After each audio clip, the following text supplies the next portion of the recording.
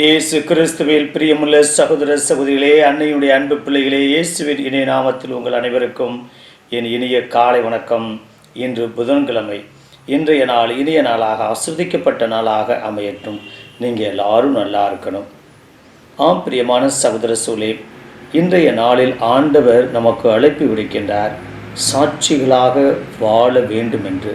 பிரேசியா நாட்டின் இரும்பு மனிதர் என்று அழைக்கப்பட்டவர் பிஸ்மார்க். நாத்திகவாதியான அவர் கிறிஸ்தவர்களுக்கு எதிராக செயல்பட்டவர். கிறிஸ்தவர்களுக்கு எதிராக வேத கலவரத்தை தம் நாட்டில் தூண்டிவிட்டவர், ஏவிவிட்டவர். கிறிஸ்தவ அடையாளங்களை எங்கிருந்தாலும் அவற்றையெல்லாம் அழிக்கும்படி ஆணையிட்டவர். இந்த பின்னணியில் புனைக்கப்பட்ட கதை ஒன்று. ஒரு கிறிஸ்தவர் ஒரு சுவரொன்றில் ஒரு ஆலயத்தின் படத்தை அழகுற வரைந்து அதை சுற்றிலும் இரும்பு கம்பி போட்டு பாதுகாத்து வைத்தாராம். பிஸ்மார்க் அந்த கம்பியை உடைத்து அந்த அழகான படத்தை சிதைப்பதற்கு முயற்சி செய்து கொண்டிருந்தார். அப்போது அங்கு தோன்றிய சாத்தான், என்ன செய்து கொண்டிருக்கின்றாய் என்று கேட்டது. அதற்கு பிஸ்மார்க், திருச்சபையும் கிறிஸ்தவர்களையும் அழித்து கொண்டிருக்கின்றேன் என்று பதில் சொன்னதாம். சாத்தான், இதை செய்து முடிப்பதற்கு உமக்கு இன்னும் எத்தனை ஆண்டுகள் ஆகும் என்று கேட்க, அவர் 3 அல்லது 4 ஆண்டுகள் ஆகும் என்றார். அதற்கு சாத்தான், ஓ, நான் 1800 ஆண்டுகளாக முயற்சி செய்து கொண்டிருக்கின்றேன், ஆனால் இன்னும் வெற்றி பெறவில்லை. நீ 4 ஆண்டுகளுக்குள் செய்து முடித்து விடுவாயோ என்று சொல்லிவிட்டு சென்றதாம். கிறிஸ்துவின் மீது கொண்ட நம்பிக்கையின் காரணமாக எவ்வளோ பெரிய துன்பத்திற்கு ஆனாலும் அவர்கள் கவலைப்பட வேண்டிய அவசியமில்லை. ஆண்டவருடைய பிள்ளைகளாய் இருக்கின்ற போது எவ்வளோ பெரிய எதிர்ப்புகள் வந்தாலும் அதை எதிர்த்து நிற்கக்கூடிய ஆற்றலையும் வல்லமையும், என்ன பேச வேண்டும் என்பதையும் ஞானத்தோடு ஆண்டவர் நமக்கு கொடுப்பார் என்றால் அது மிகையாகாது. நாம் உண்மையும் நேர்மையும் கண்ணியமும் ஆண்டவருடைய மதிப்பீடுகளை பின்பற்றுகின்ற போது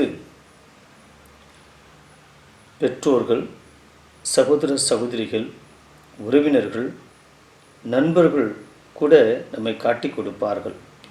சாட்சிய வாழ்வு வாழ்கின்ற போது ஆண்டவர் நம்மோடு இருந்து நம்மை கரம்பிடித்து வழிநடத்தக்கூடிய ஒரு வல்லமை மிக்க தேவன்.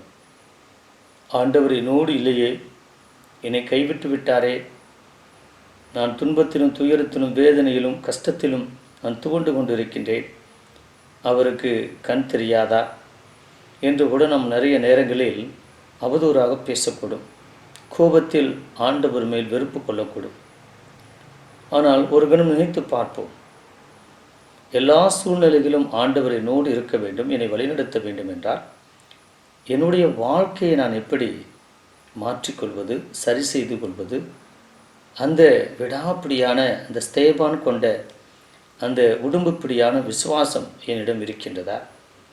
எந்த விதத்தில் நான் மற்றவர்கள் சொல்வதை நான் கடைபிடிக்கின்றேன்?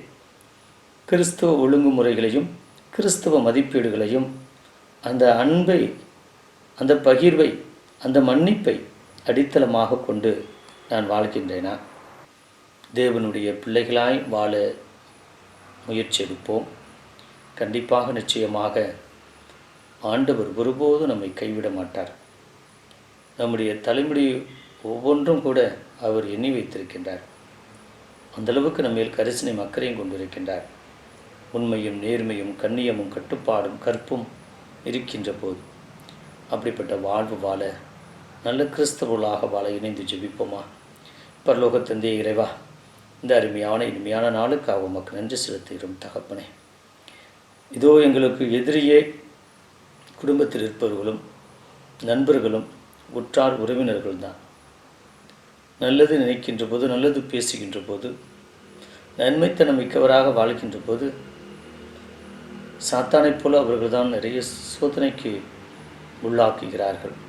நிறைய போராட்டங்கள், சவால்கள், மன ரீதியான உடல் ரீதியான போராட்டங்கள், அத்தனையும் தாண்டி ஆண்டவரே உம்முடைய பிள்ளைகளாக, உம்முடைய ஆசீர்வாதத்தை வெளிக்கொணரக்கூடிய பிள்ளைகளாக, எப்போதுமே உமக்கு ஏற்ற பிள்ளைகளாக வாழ கிருபை தரும்படி எங்கள் ஆண்டவராய இயேசு கிறிஸ்துவின் இனிய நாமத்தில் ஜெபிக்கின்றோம் நல்ல பிதாவே.